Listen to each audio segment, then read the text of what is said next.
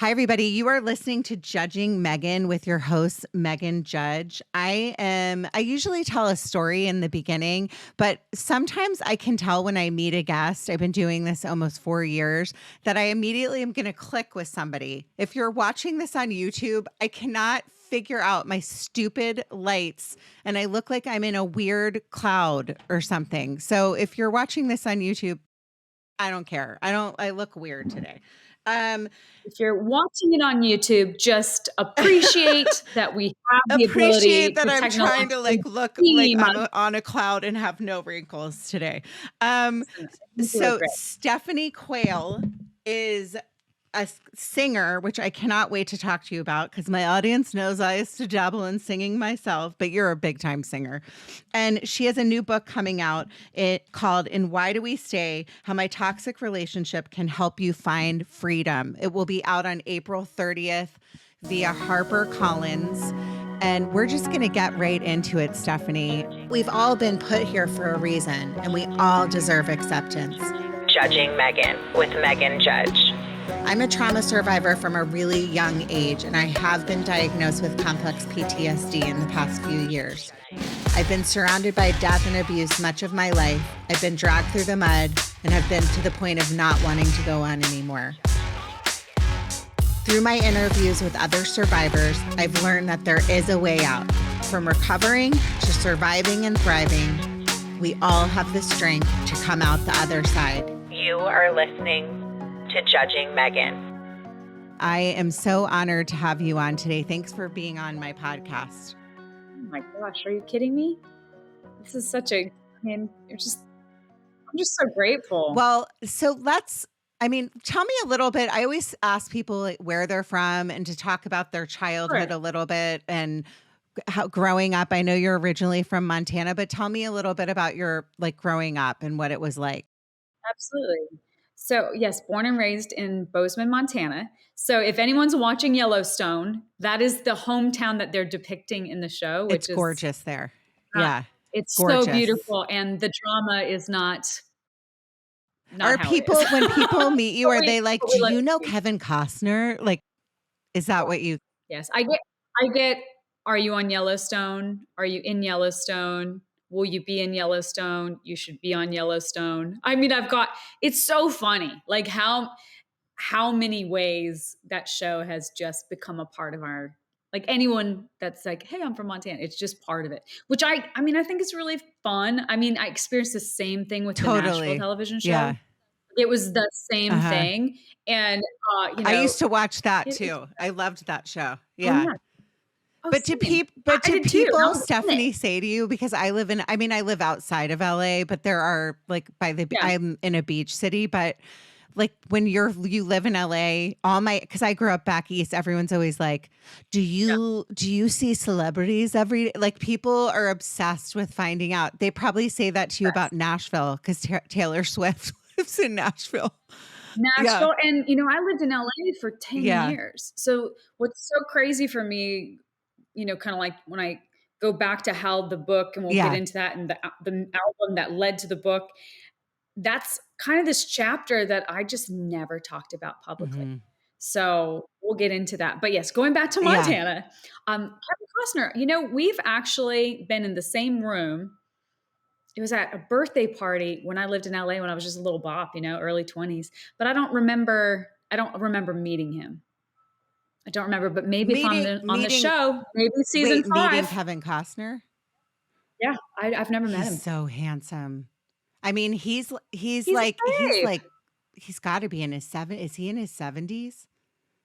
He's either in his late 60s or his 70s, and he still looks darn good.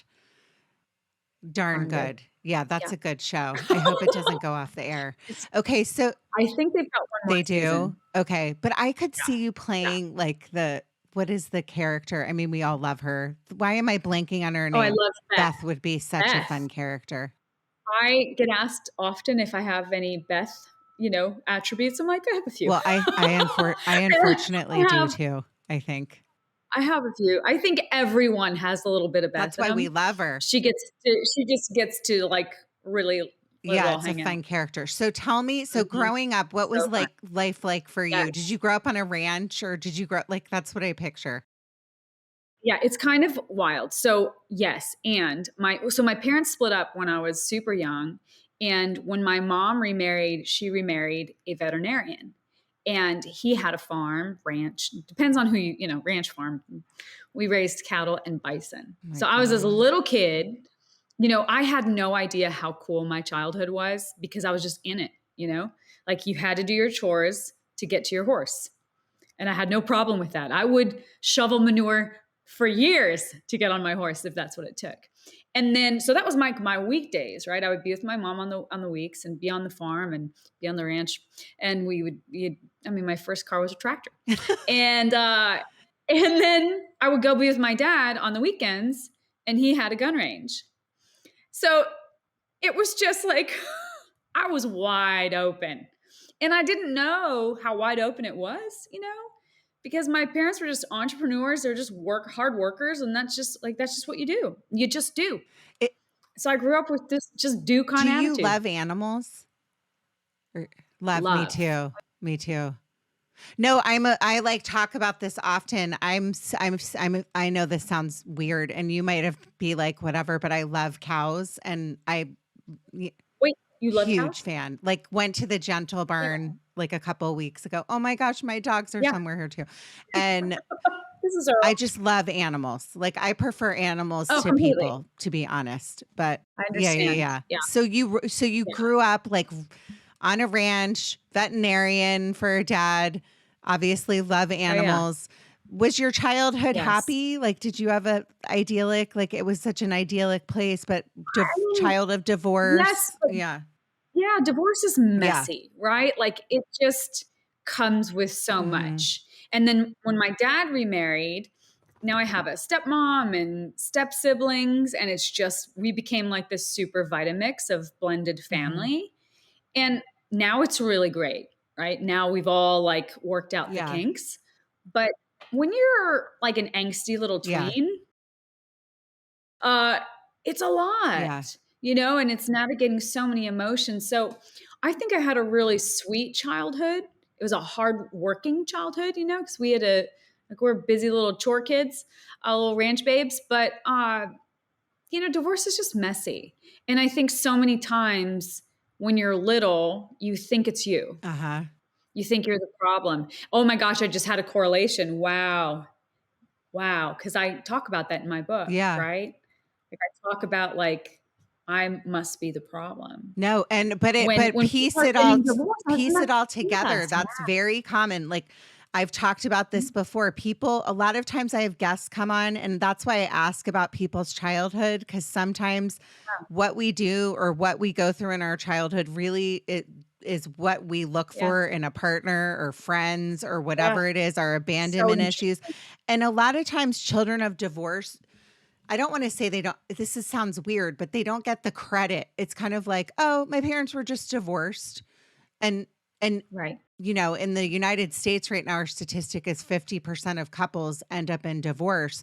But Wild. the thing is that what kids do with that pain of and the trauma of having their parents divorce is they put it on themselves. So what you just said is so fitting, right? 1,000%.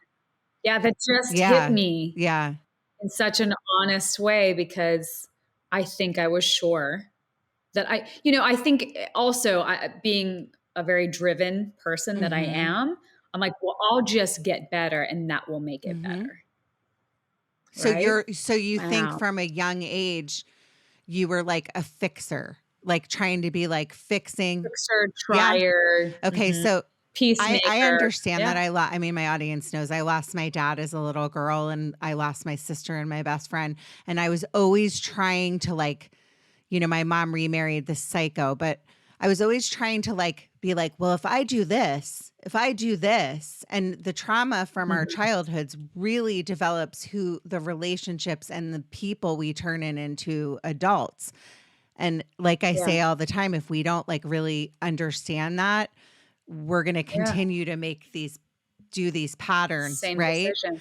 So, Yeah. okay, so like divorced parents. When did you decide you wanted to become a singer? Were you always a singer from childhood? Was that an escape for you? I think it's my pacifier. Okay. Because I find myself like at the time, now it's my Yeah. job, but I think at the time I would sing to myself as a Mhm. soothing thing, right? Like even in the grocery store when I get uncomfortable, because I'm like very awkward. I'm not always on stage. I'm good on, when I'm on the back of my horse, but everywhere else I just feel like super I think awkward. And everybody so I feels like do, that though. yeah, I do self-soothe with Yeah. singing. That is a lot of alliteration. And so I always, I was in church Mhm. choir and school choir, but it wasn't like it is now where you can have a job and it's so available, right? You've got all these singing shows and all these opportunities. Like it was a different Mhm. time. I was a teenager like in the 90s, right? So it's like my parents they thought it was sweet that I sing, but it was not a career Yeah. option. It was like, oh, that's sweet. Maybe you'll be a singing lawyer. And so it wasn't till I was Mhm. 16, I did an exchange program that was my way of running away legally to Freiburg, Switzerland. And that is where I met this little band that was looking for a new lead singer. And I auditioned for the band and I got the gig. And that was my first time as this like 16-year-old, I'm doing it world And on when stage. And I when just that Megan fell in happened, love were with it. you like, "Oh my god, I've made it?" Oh, I didn't even know what making it Yeah. was. It was, oh, makes Yeah. sense. Oh, this makes sense. This feels right. And I'd felt so off for so long, I got in high school, I got bullied and hazed and just picked on. And, I'd meet it with like, I'll go into karate Yeah. and I'll practice my nunchucks on the front lawn, which I did. And, I always met it with like, let's go. All right. I've, figure it out.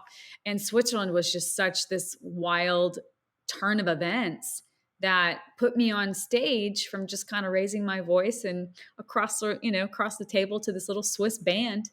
And that's where, we started writing songs and playing little shows across Switzerland. And that was my after school program. So by the time I got back home to Montana for my senior year of high school, I was just on fire for music. It didn't matter what genre it was. The only genre I will not do is rap because it's ridiculous. Yeah. There's just nothing about me that can do that Yeah. well.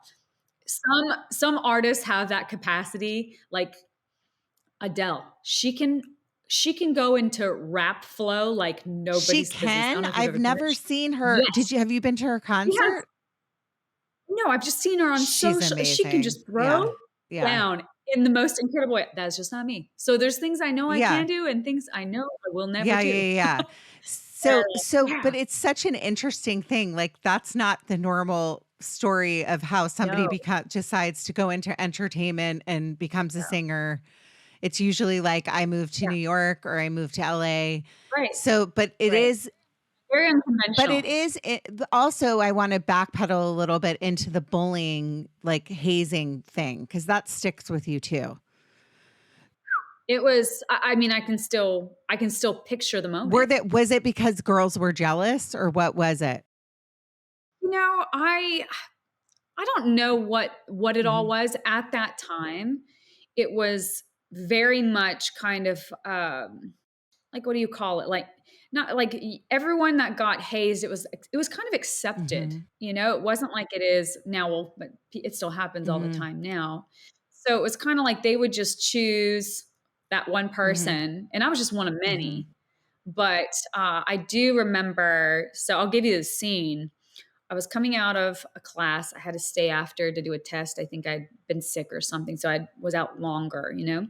And the clock was at maybe quarter to 4, 3:30. We get out of school there, and so I'm walking down the hallway, and the hallways are Mhm. empty, which it was a little early for hallways to be empty Mhm. already. And then I get to the end of like a 4 point, Yeah. right? And there's all these people, and I'm like, oh no, there's a fight, and they were all waiting for me. No. And uh, they huddled around me. I remember because, when you're like a little teenager, you have all that peach fuzz Yeah. on like, and I had on my little shorts and my hiking Yeah. boots, such a Montanan, and short sleeve shirt. And they took duct tape from my ankles to my neck, and they just kind of mummified me. They didn't get my hair, but all the hair on my arms, all the little peachy fuzzes on my legs, and they wrapped me up. And then one of the girls patted me on the head. Isn't it interesting that we can remember Yeah. this, like the things That's that we like remember? horrific. Patted me on the head and said, "You're a good girl." And I just remember standing there like, do not cry, do not cry, do not show any emotion, just be stoic. And so once everyone left, eventually my brother got word. He was a senior at the time, got word that this has happened. And he came and, cut me out of the duct tape. And I tell you what, that's painful. Duct tape pulling off your little peachy fuzz. And I just remember like going down the senior hallway, punching a locker and saying never again. And that was kind of like the catalyst of like, I will not allow this behavior ever again. And so that made you like have to learn to have a thick skin. It's interesting because I just did an episode with a hypnotist, like he's a big Vegas resident. He does his name's Kevin, and he does this. What do they do? Like he hypnotizes his audience. I can't speak today. I'm sorry. Yeah. And he talked about how bullying, and I was bullied as a kid a little bit as well, sticks with you. And it's kind of like something that can either make you two different ways. It's going to make you angry and resentful and want to get revenge, which is what it did to me, or it's going to make you shut down. But it's interesting that you were like, I never again. And you took that. It's kind of what I did as well, where I was like, it became a motivator. Yeah. So, it became a motivator, but more of like self-protection motivator. Yeah. Cause it's so sad how, that's still really young, high school, what that can do to your not fully developed brain, is like, you are like, like the trauma of just being like standing there and being like embarrassed and humiliated in front of people. And there was a crowd of people. Yeah. It was such a moment. And that was really what put me on the trajectory of like, okay, I have to get out of here. And that was, how do I do that legally? My mind was like, if I'm going to leave, I'm going to do it the right way, very like by the book. And so that's why I chose an exchange program, because it was my way. It was my way out that still kept me in. And then you kind of found your calling. So you went on, you were singing in the band. I'm not trying to skip ahead too much, but I want to know, like, once you started the singing with the band, then was it like you ended up, that was your calling and you didn't go to college? Or tell me a little bit about that. Exactly. Came home, graduated high school, worked for about 6 months, packed up my stuff, moved to LA with my little country songs and my cowboy boots. Imagine this one, like rolling up in like the heat of Christina, Britney. Like that was that moment. All like the little dancing, like I was there. I was working at all the clubs then. Yeah. I know what you're talking about. You know what? I wouldn't be surprised if probably we ran into each like other I used to work at the Sunset, or not the Sunset Room. I used to go to the Sunset Room. I worked at La Coloniale. I worked at Sunset Room, all those places. Yeah. Yeah. I lived there from 99 until 2010. Oh, we were there at the exact same time.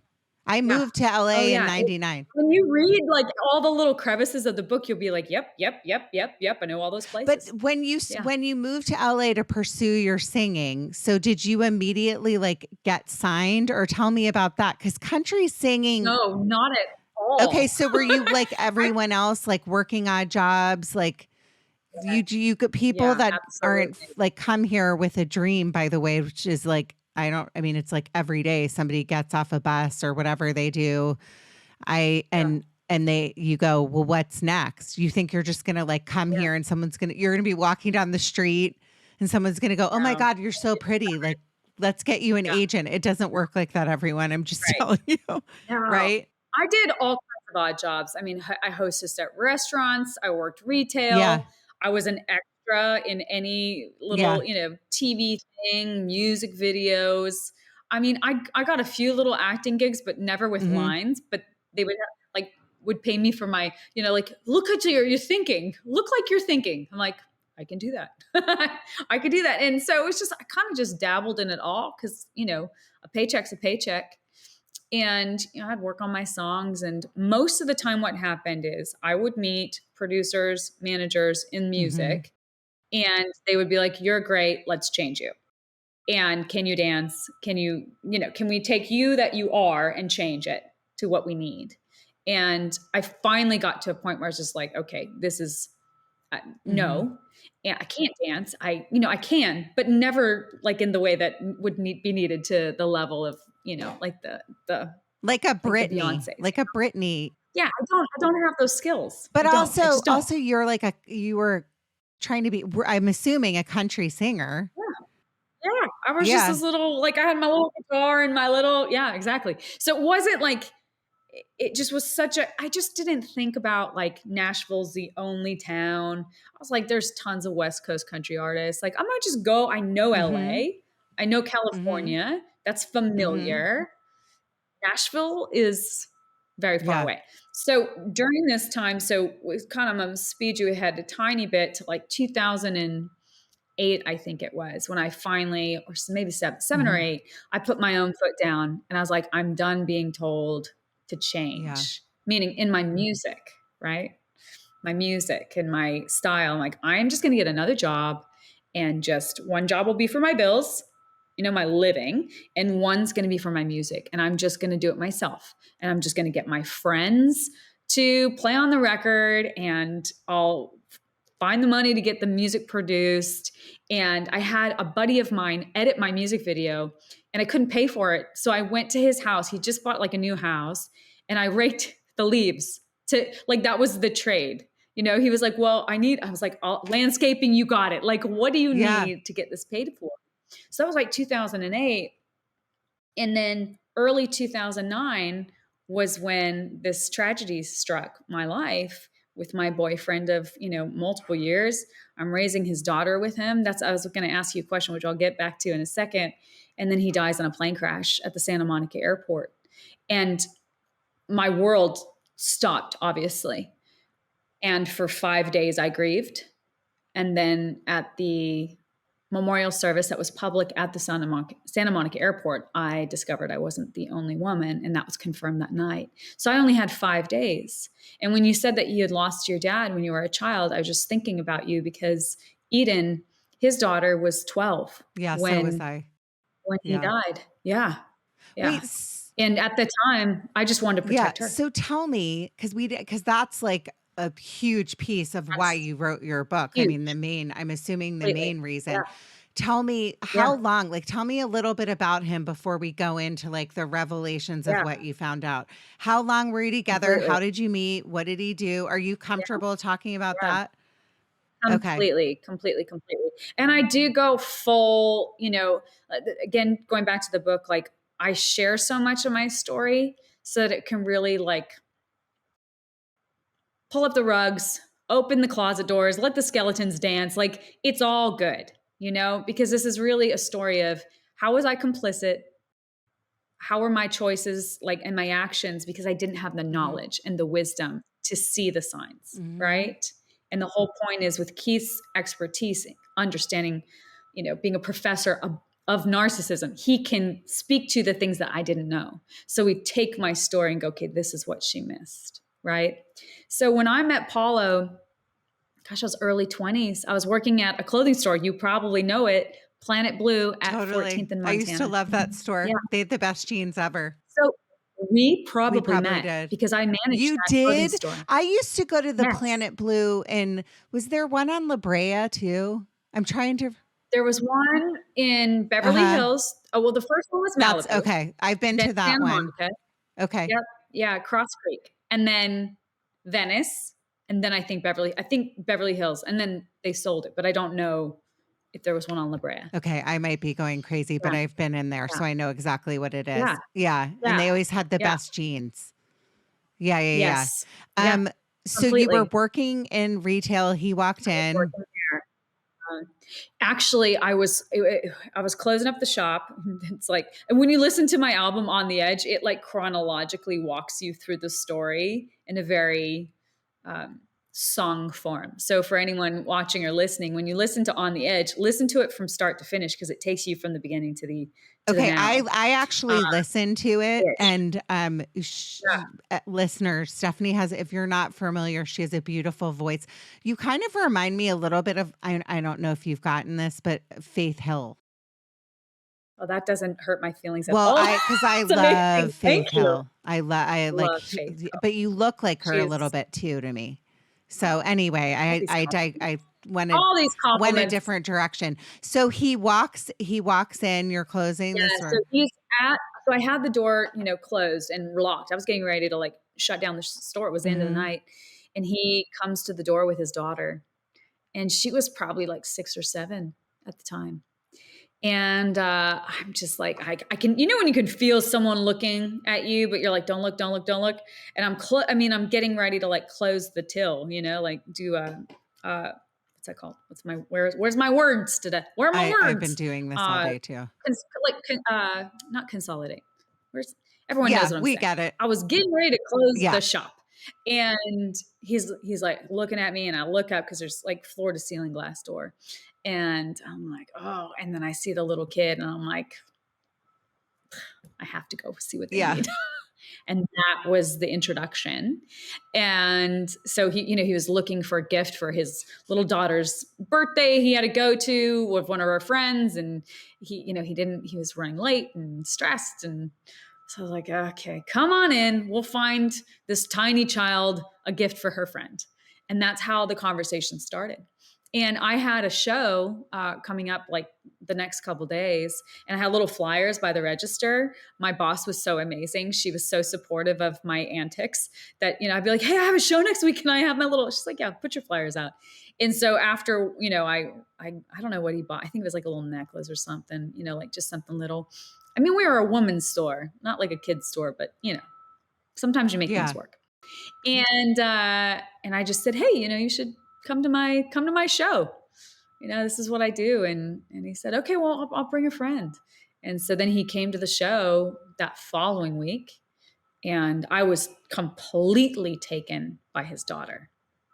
Like, she just stole my heart in that moment. And you were young. You said you were in your, was he older? My early 20s. Was he older? How much older? Yes. 17 years. I dated older men in my 20s too. I'm married to actually a 17-year difference. Like my husband now, we're 17 years apart, and it's amazing. It's just kind of interesting. Like that you were, so different. I guess it's like, just depends on who you were drawn. I mean, I don't really think of age as any barrier, as long I'm more of a person that's believes in connecting, like soulmates, that kind of thing. Yeah. You either are or you aren't, what I mean? Yeah. But do you think you were somehow, because if I'm just putting myself, I like to put myself in situations. I would have been like, oh, but he has a daughter. But you were somebody that was like, oh, like this is a little girl and I'm drawn to this. Yeah. I wasn't even looking at him like a potential mate because I was in a relationship. Oh, you were? Okay. Yeah. I was just like, hey, guy, father of child. Like, I was just being cordial and nice and like nothing. So as we became friends, he deemed me as like his little sis. Mm-hmm. So that's kind of how, the frog got put in the water. Did he immediately start, like if you were in a relationship, was he starting like with the gifts, or was it more of a friendship for a while? No, I mean, I was like the guitar teacher nanny for his daughter. Like it was like, oh, will you teach my daughter? Oh, will you watch my kid? Like I even remember being with her when he was like on a date. We would all be together. Okay. So great. Like looking back now, it's so obvious. It's so obvious. I also have the tools now. I didn't have those then. I just wanted to believe people were good. Yeah. Right. Yeah.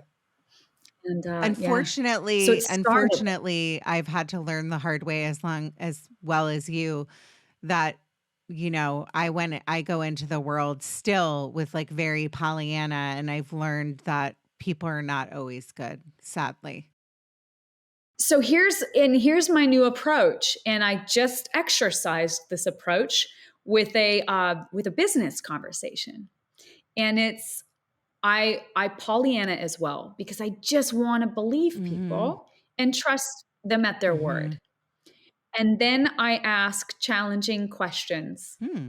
that either they can't answer, right, depending upon what it is, or questions I already know the answers to and see how it aligns. And it either is honest or it's Mm-hmm. not. And I just have quickened that questioning, if that makes Yeah. sense, You've right? learned Especially in business. I don't waste any Yeah, you've time. learned to sharpen your like tools. Cause Yeah. I think Yeah.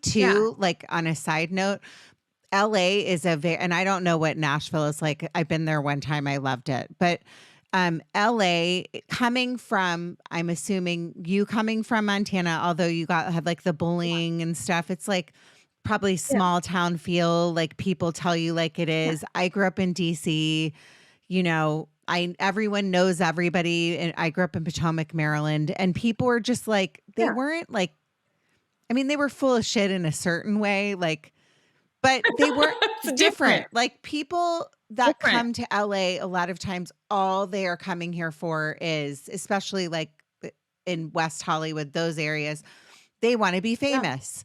They might come from like Right. broken homes, broken backgrounds, and they're coming Yeah. here because it's like, this is what I'm meant to do. I'm going to show Yeah. everyone. And people are willing Yeah. to kind of like sell their souls, and in Yes. business and Yes. in art, in everything. Am I right on that? Mhm. Do you Yeah. agree? Oh, Yeah. 1,000%. And fortunately, I think because I came with such a Montana Mm-hmm. backbone from like that just integrity and character was instilled at such a young Mm-hmm. age that I was privy to a lot of that from the business side in Mm-hmm. LA, even at young, like 19, 20, 21. I was just like, whoa, you know, I got to see it. I got to be a fly on the wall, but never where I had to be in a position to say yes or no, if that Yeah. makes No, I get sense. it.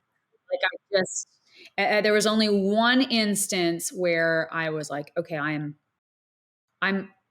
could get hurt right Yeah. now and I need to get out. And I Yeah. did.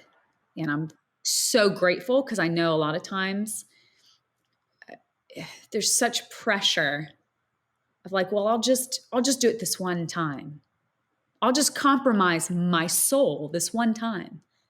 But it's just such a domino effect and it's super super dangerous. I watched it with a lot of female acquaintances. I don't know that I'll call them friends, but female acquaintances, for especially when I first got to Los Angeles, and just watching their souls slip away for the golden Yeah. ring, And right? and it never For fame and works out. I fortune. don't know anybody that it worked out for that took that route.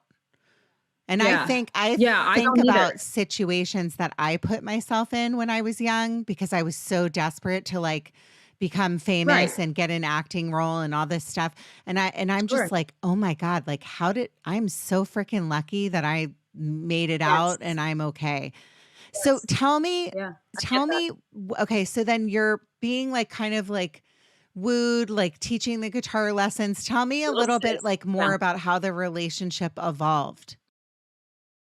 Well, this is what's so interesting. And I don't know if this is my brain protecting itself from all the ins and Mhm. outs, but how I remember is it was like a shift. I'm now single and little sis is still around, meaning me. And then it was this attraction and we're now in a Mhm. relationship. I mean, I can't give you like it wasn't like a wooing, if that makes Mhm. sense, which is really interesting to Yeah. me. Uh, and then the first year it was just, like it's like the stuff fairy tales Like are made of. You're just like, movies. oh my gosh, like Yeah. this is like the Yeah. movies. I'm like, that's like, oh, it's like so irritating how to say that, but it Yeah. was. And oh, hi That's my puppy. puppy. I Yeah. just loved, you know, this man and this little girl with everything in me. And I am a loyalist. I'm all in. Like, if I'm in, I'm in. And I just fell in love with everything about it. I got the family instantly, right? And then it was, it was great. And then it got tricky. So how And the long trickiness, were you guys yeah. together in total before all of this, before he passed? This is a funny question. And I only say that because as I learn more things, I keep learning Yeah. things. To me, we were together from 2005 to 2009. I am 100% certain that I was the other woman. I didn't know I was, but that there was another woman, at least one, at the beginning, and I know there are ones at the end. So I'm not sure how he viewed it. I mean, we were living together. Oh my God. His daughter's with us. I'm, driving her. I mean, the day that he died, it's crazy. The night before, we were out to eat, just the two of us. Tuesday nights were when she went to her mom's. And I'm not spontaneous, especially not in that relationship. I was very rigid and just like, we have to plan. And I said to him, let's take the plane and go to Vegas.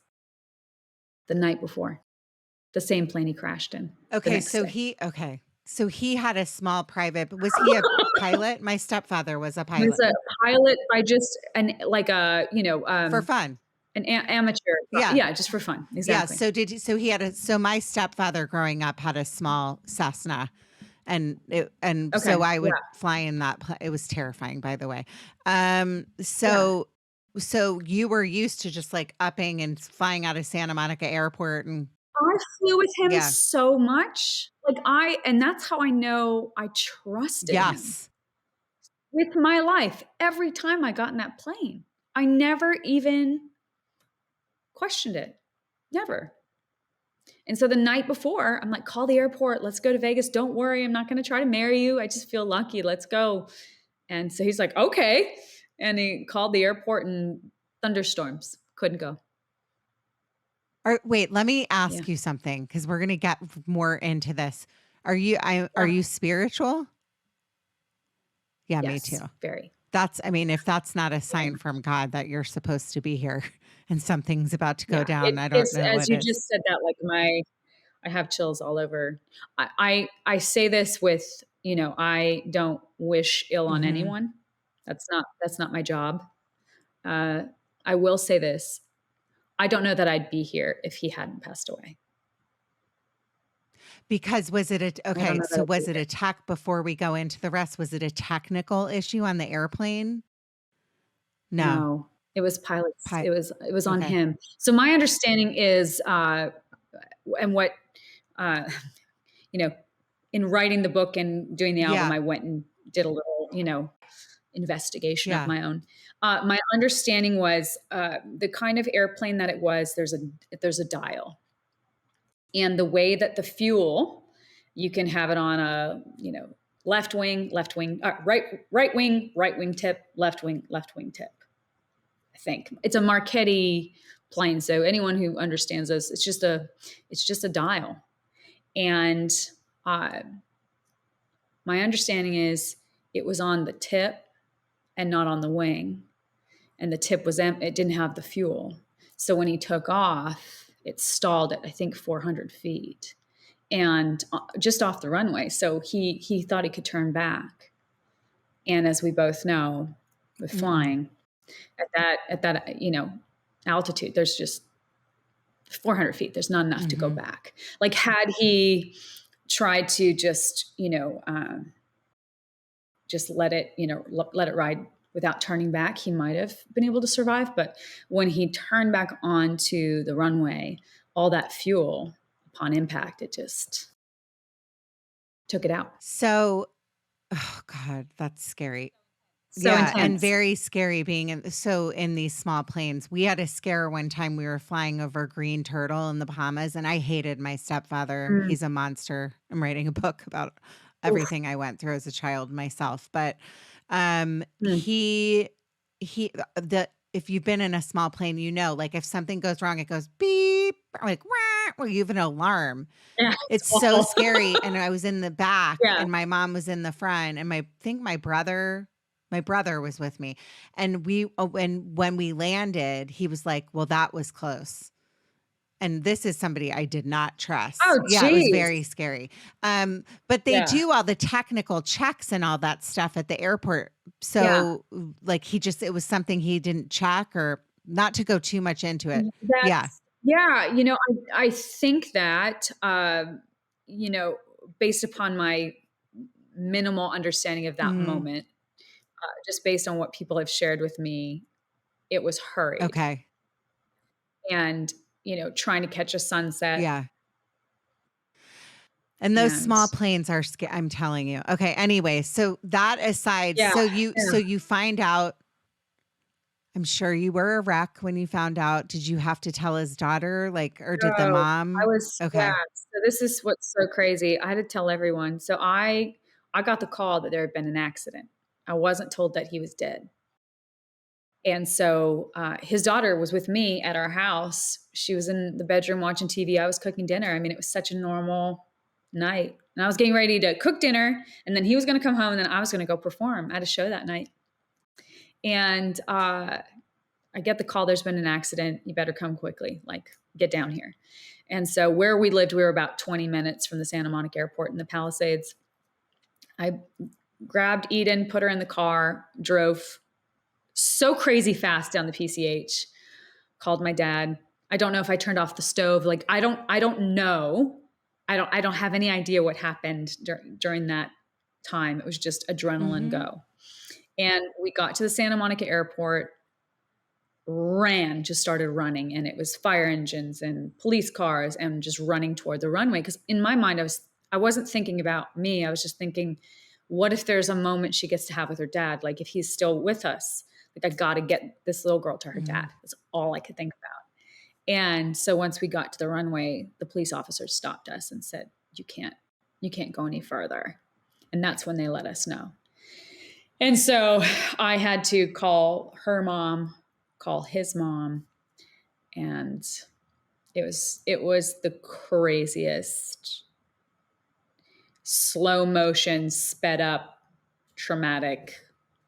That's a horrible, like, scary feeling because you really loved him at that time. You were like, this is, I'm assuming maybe you thought, this is my family. This is the person I'm going to be with for the rest of my life.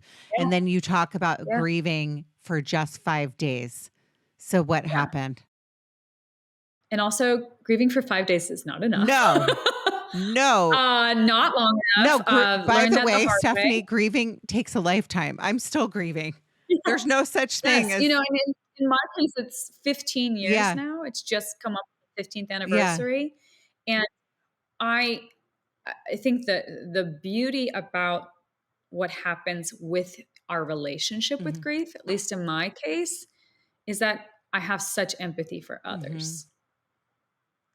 And that just increases with experience. And you just don't feel it the same way. You can't put that genie back in the bottle, right? It's out. So yeah, those first few days, oh my gosh, just,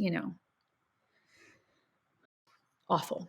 And then Sunday, I went to pick Eden up at her mom's, and I drove his truck, and I had our dog, and pulled up to the Santa Monica Airport. And we were planning on, sharing with all these people that were coming out to honor his life. And there was just a whole lot of strangers in the room, or in the outside room, meaning the hangar, the outside. Yeah. And Eden and I both decided, like, we're not going to get up on the little stage. And no one did. No one spoke. Well, that now says something. Yeah. How did you end up happening? I mean, how did you end up finding out? Like, was it that moment that, like, why didn't you want to get up and speak? Is it because you just had a weird feeling at that moment? I had a weird feeling, and I didn't know who all these people were. Like, I was his person, like, we were set to get married.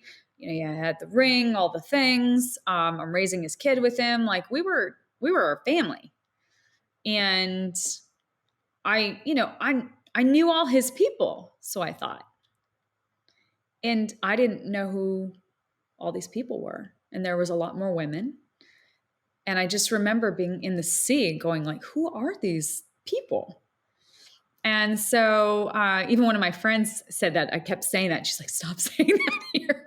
But I don't remember that at all. And then I got home that night to our house that I was still in, and I was just smoking cigarettes. Like I would smoke a cigarette until I got like halfway and I'd start over. I was just numb. I was just trying to numb anything I could. And my poor stepmom, she's watching me. She's like, oh, she wanted me to stop so much. But in that moment, it was all I could do. And my friend comes over that night and she says, you have to move on.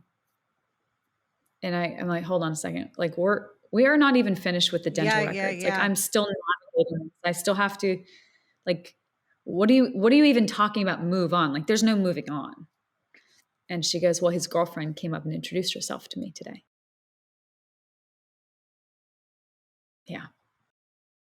So that was the one that was kind of the surety. It gave surety to all the feelings I was feeling. Like the I can't even imagine the pain, because it's like a double. It's sudden loss, by the way, I lost my best friend very suddenly in an accident. I had to fly all the way across the country and they took her off life support. And you're just like left going, what? Like, what do I do now? Yeah. I can't even imagine like what it would be like to find out. I mean, she was my best friend. Obviously she wasn't my fiance, but what it would be like to find out like that person wasn't the person that I thought she was all those years, and within such a short period of time. Yeah. I feel like betrayal is I don't think there's anything more harmful than betrayal. I always say to people, I was like, I would rather know that you despise me than ever be betrayed. I would rather have it just just tell me what you really think, and it wasn't like when we were having, because like I said, that first year was so just magical. And then it started, he started maneuvering. When you were in the relationship with him, because we didn't talk about this, were there like signs? Yeah. Was he like, oh, I'm going to be out with my friends? Like, was there a lot of that? Because you were a busy musician, so I'm assuming.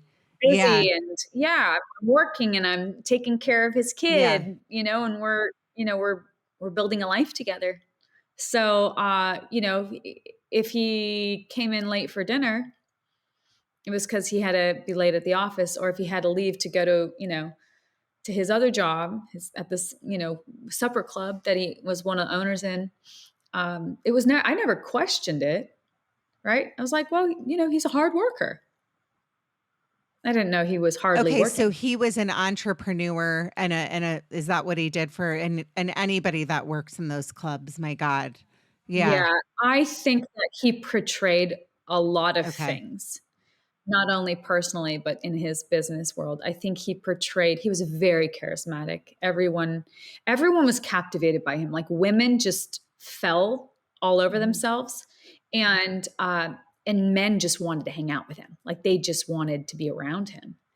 And so he had that thing, That's what these people have. They have something in them where they're able to like, I don't know what it is. I wouldn't call it a gift, but I would call it like the ability to like fake, to get people to do anything that you want them to do. And that's narcissism in a nutshell, really, right? Yeah, very. And it's just, when you start to realize that narcissists are actually very insecure, and that it's their whatever happened to them that leads them to this, false reality that they believe. And then they do their best to convince everyone else, right?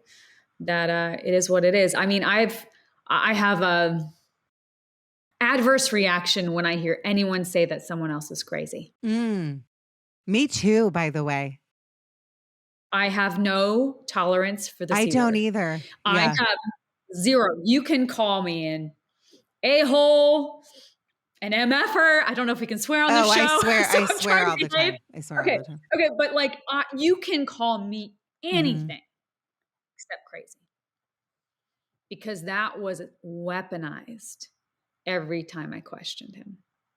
Well, the And C now, word is one of the cruelest things that you can say, I think, also to a woman in general, because anytime women yeah, speak up, we're crazy. Like, no matter what we yeah, do, well, she's crazy. yeah, That's just right. a label that women get put upon them. Yeah. It's very It is. demoralizing. It's a very demoralizing word. And it was always like anytime I would question his behavior, or if I would cock my head a little sideways and be like, that doesn't, but that's not making sense, or it's not adding up. It was met with, you're so insecure, you're so Mhm. crazy. And he never called me by my first Oh, name. okay. So what did he call you? Babe or? No, Quayle. Oh, And I think that's so interesting now.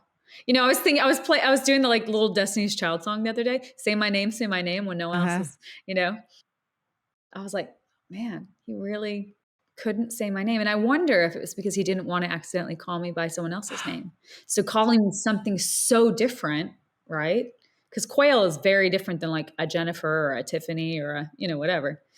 Stephanie, Tiffany, what, I just like, well, maybe he called me that for a very specific reason, but we'll never So know. let me ask you, so for like once you like knew all of this, what did you Mm-hmm. do? Like how did you shut down? Were you angry? You said something interesting a while back. I went through a really bad friend breakup, and I feel like I'm treated by like crap by this woman and this group of friends. I call them the Karens. And they like I say all the time, I wish I never would have met them. I wish I could have Mm, like taken like the very first time I met the one friend, I wish I would have turned the other way and just kept walking. We can't yeah. take these things back, sadly, in life. But tell me about that. Like, tell me, do you Mm, wish now like you never would have met him? Do you wish? Because I want to know like mm. what your relationship is like now with Eden. I know this is a lot, like for a Yeah. short period of time, No, but I'm just wondering. no.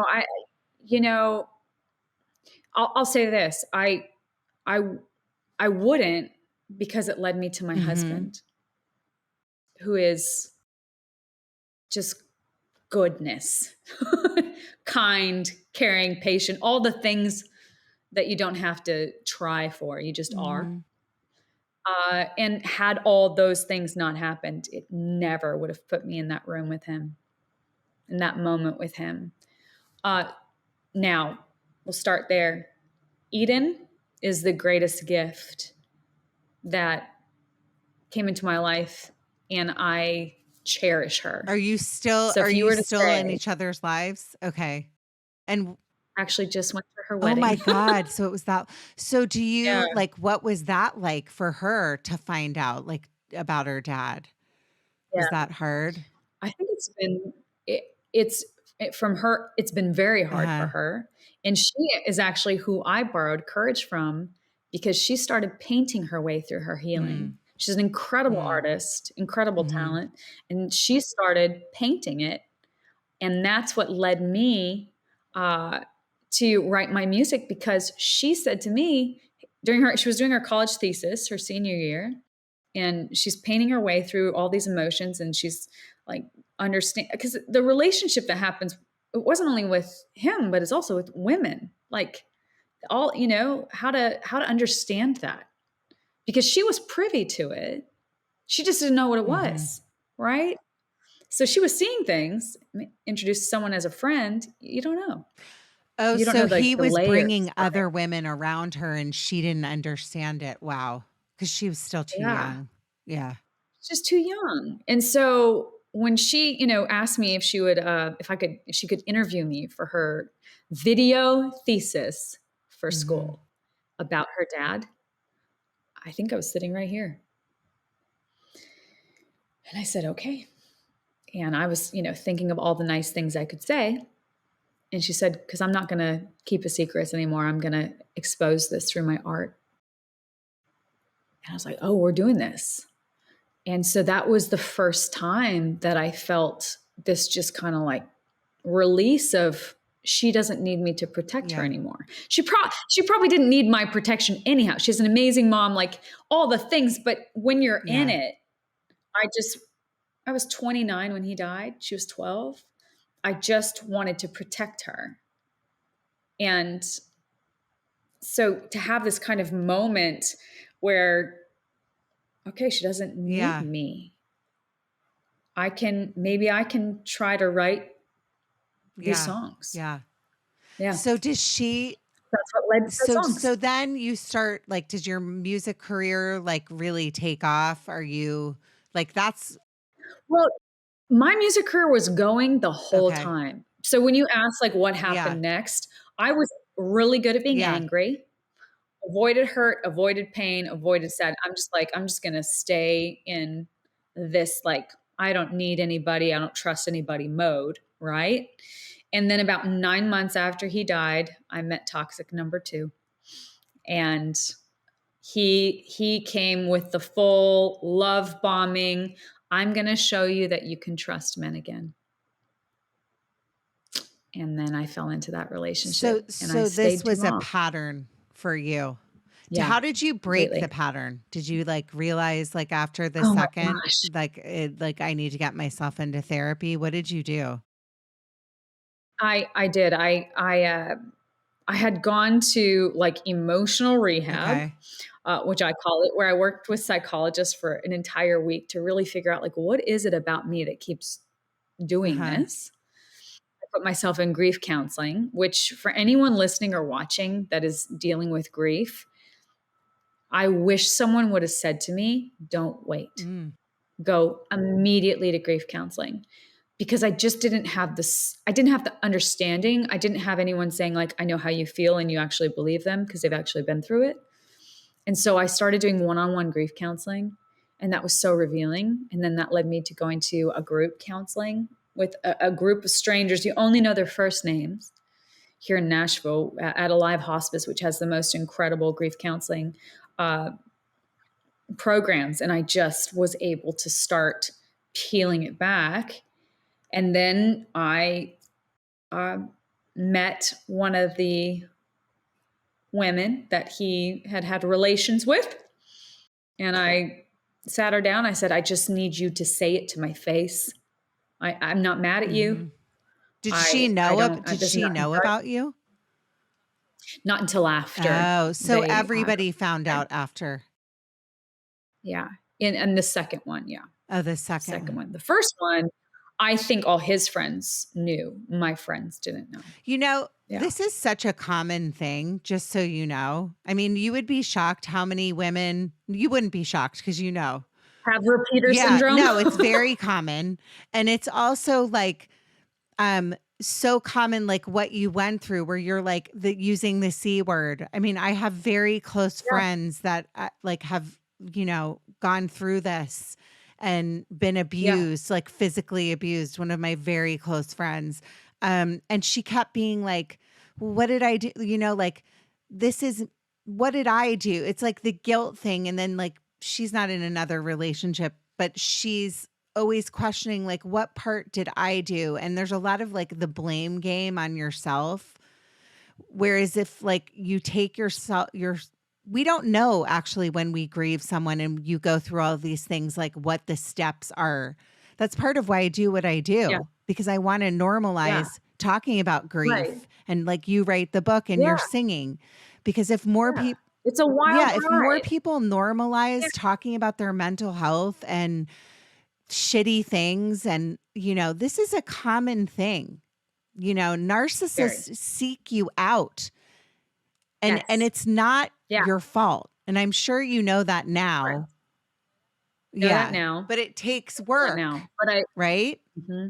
It takes a ton of work. And I think to your point, and this is why I wrote why I was willing to write the book in the way that we did, where it's really more of a tool and a guide. It's not a memoir. It's, okay, here's my story, and let's dissect Stephanie. And Keith does a beautiful job of just simplifying the language so that a high school student or a 60, 70-year-old that's been married for 30 years and realizing that everything is a sham. It's navigation tools, right? It's like, okay, where are you in this? Or if you know someone who you think's falling into a toxic relationship, it's really hard to tell people that they're with the wrong person, right?